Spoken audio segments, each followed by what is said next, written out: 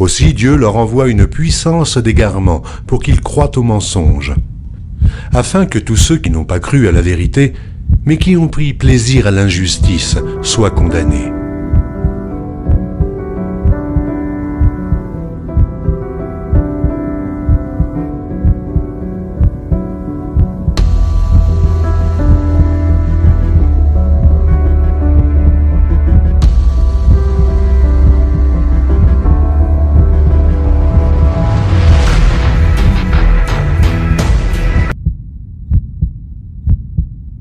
Communautés juives un peu partout dans le monde sont le résultat de grands moments de conversion et que la religion juive a été une religion prosélyte et qu'un certain nombre de peuples qui n'avaient aucun rapport ethnique, racial avec les tribus d'Israël ou génétique, parce que je dis génétique parce qu'un certain nombre de savants aujourd'hui, y compris en Israël, cherchent à trouver une origine commune génétiquement, un ADN commun aux juifs, ce qui est absurde, et ce qui est à la limite antisémite, mais il y a là quelque chose qui est très fort dans le livre de Shlomo Sand, c'est qu'il montre qu'il y a eu des grandes périodes de conversion et que ça explique la dispersion des Juifs dans le monde, notamment trois grandes périodes, le royaume des Imiars, la reine berbère Caïna, et puis évidemment cette fameuse 13e tribu d'Israël, comme on l'a appelé, le royaume des Khazars. Et juste un dernier point, le royaume des Khazars, le royaume qui était à peu près localisé en Crimée, qui va exister entre le 8e, au 8e, 10e siècle après Jésus-Christ évidemment, ce royaume qui a battu monnaie en hébreu, avec des inscriptions en hébreu, eh bien, si on prend la thèse de Shlomo Sand, il y a d'autres historiens qui ont défendu la même thèse avant lui, ça veut dire que, en gros, pour aller vite, les Ashkénazes sont essentiellement des descendants des Khazars et que Hitler n'aurait jamais tué aucun juif de Judée, mais il aurait tué uniquement des descendants des Khazars. Vous voyez ?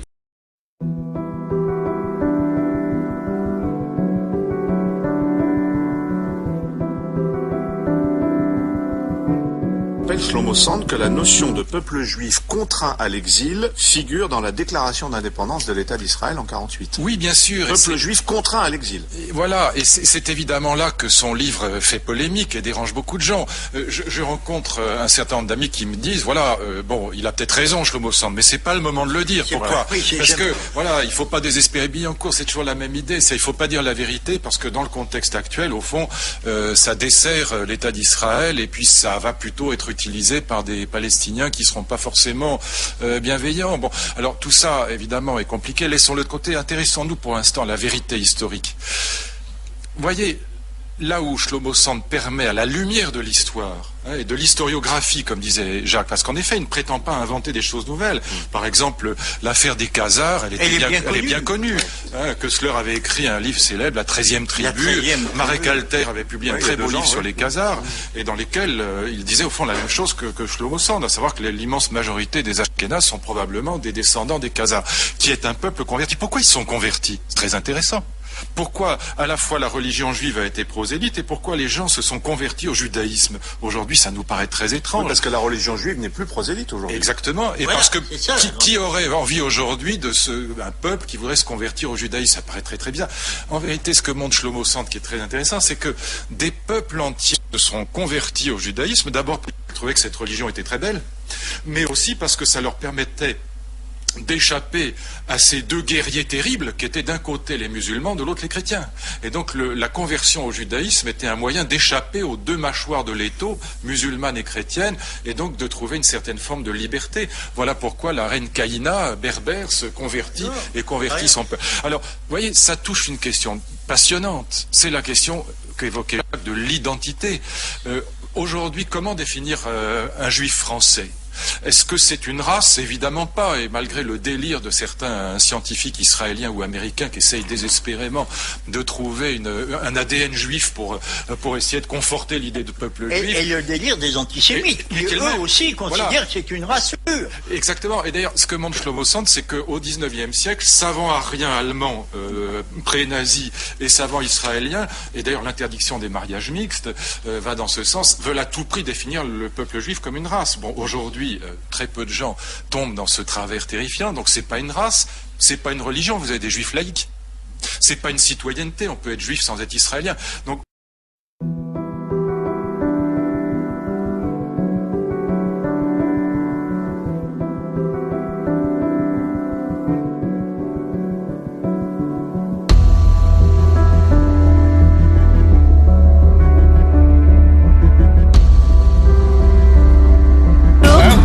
Montez. Pour m'aider à tout comprendre, j'ai demandé à l'historienne, le docteur Magdelle Leroux, de m'accompagner sur le site. Elle étudie les lambas depuis des années et vient de publier un ouvrage sur les similarités entre leurs coutumes et celles des Israélites de l'Ancien Testament. Donc, Magdelle, il y a des points communs entre les pratiques religieuses des Lemba aujourd'hui et celles des anciens Israélites. Tout à fait. Ils possèdent les restes d'un ancien type de religion israélite très spéciale, qu'ils ont en un sens conservé. C'est un peu la religion de la vieille école. Mais comment ont-ils pu conserver cette identité religieuse pendant toutes ces années, alors qu'ils ont fait ce long voyage d'Israël en Afrique du Sud? C'est la question. Je pense que c'est par leur tradition orale, mais ils sont restés à l'écart des autres groupes. Ils vivaient avec d'autres peuples, ils migraient avec eux vers le sud. L'une de leurs particularités, c'est qu'ils conservent leur culture.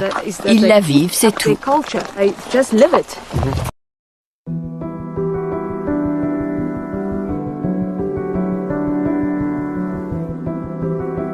La plus grande cité de pierre ancienne de l'Afrique subsaharienne.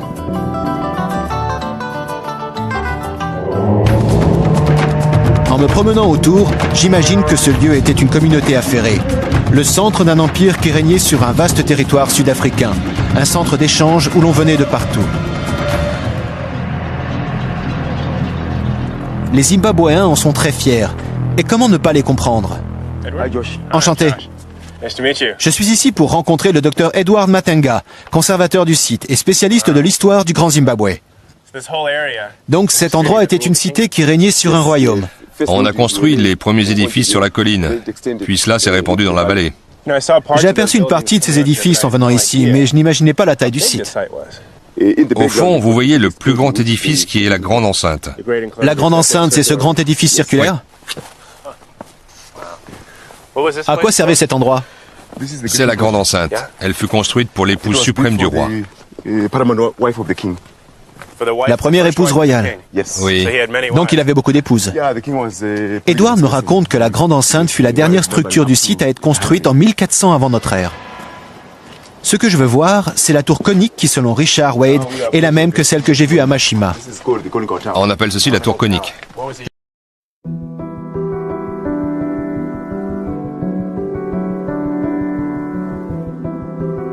Je connaissais l'existence des Lemba depuis longtemps. Le docteur Trevor Jenkins dirige depuis 20 ans l'étude génétique sur les Lemba.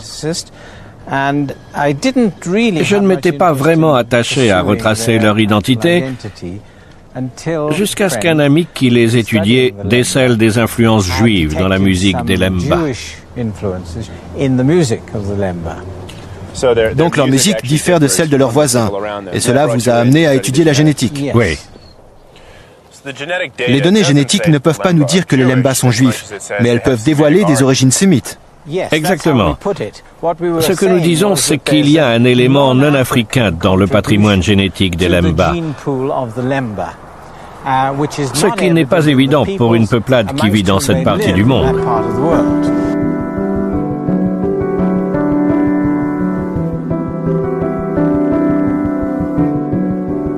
Non africaine.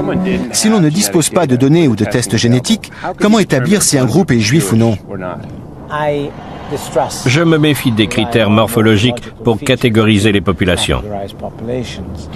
Donc on ne peut pas dire « Oh, il ou elle a l'air juif, il ou elle n'a pas l'air juif ». Ça n'a aucun rapport avec les origines sémites. Je ne pense pas. Le docteur Jenkins pense que l'ADN se moque des apparences et que la revendication d'une ascendance juive chez les Lemba pourrait en effet être étayée par la génétique. Non seulement leur ADN est très différent de ceux des peuplades voisines, mais selon sa collègue, le docteur Imla Soudial, il contiendrait un élément non africain et même juif. Bonjour, je suis Josh. Ravi de vous voir. Asseyez-vous. Désolé, j'ai des gants, je préfère ne pas vous serrer la main. Pas de problème, merci. Donc je suis revenu à Johannesburg pour en savoir plus sur les Lemba, et j'aimerais que vous me parliez de vos recherches à leur sujet.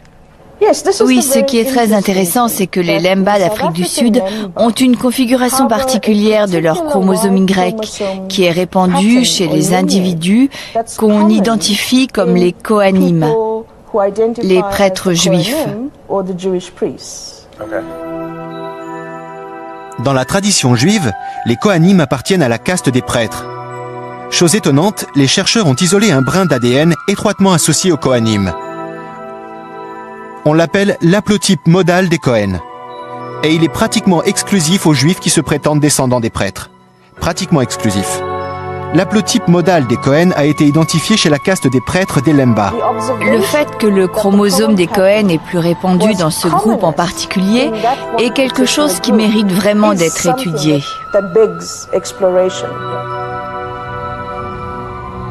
Ce lien corrobore l'histoire orale des Lemba et les indices archéologiques que nous avons vus dans les endroits où ils prétendent avoir vécu. Mais Imla s'empresse d'insister sur les limites de la génétique.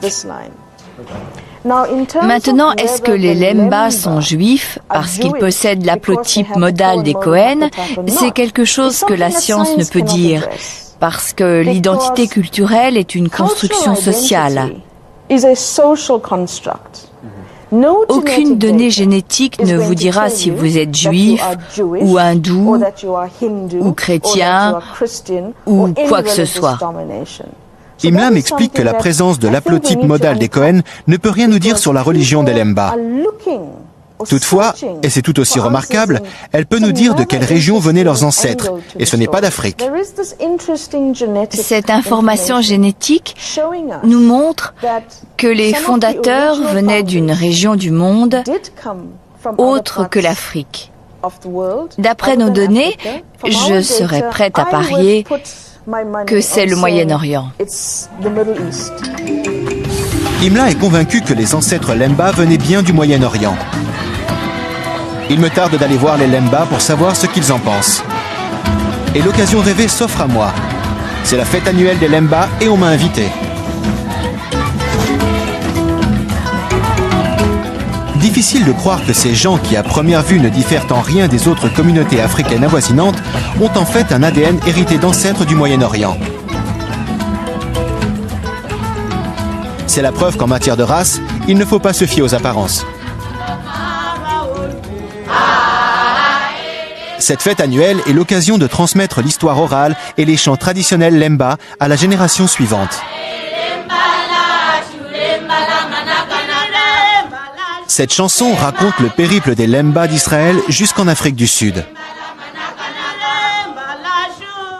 Ayant retracé ce voyage, je suis impatient d'entendre ce que Samuel Moeti pense des preuves génétiques. Ainsi, les tests génétiques ont prouvé aux sceptiques ce que vous et vos ancêtres ont clamé depuis des générations. Cette nouvelle doit vous ravir. C'est vrai. Je serai honnête, je n'avais jamais entendu parler du peuple Lemba. Mais maintenant que j'ai fait le voyage de Jérusalem au Zimbabwe, maintenant que j'ai assisté à cette célébration, que j'ai appris à connaître votre peuple, je n'ai qu'un mot à dire. Et c'est Shalom. Shalom. Nous avons vu que la science a confirmé les dires des Lemba après des années de doutes et de préjugés. Les indices archéologiques, les preuves génétiques et l'histoire orale des Lemba eux-mêmes se complètent pour faire une démonstration très convaincante. Ce qui a été le plus passionnant dans ce voyage et dans ma découverte de ce que les Lemba ont vécu en allant du nord d'Israël jusqu'à l'Afrique du Sud, c'est qu'il y a très peu de preuves archéologiques sur le terrain pour dire définitivement « voici ce que les Lemba ont fait ». C'est pour cela que je trouve l'élément génétique si convaincant, car on ne peut pas tricher avec l'ADN, il est dans notre sang. C'est une nouvelle preuve que les premières impressions sont parfois trompeuses.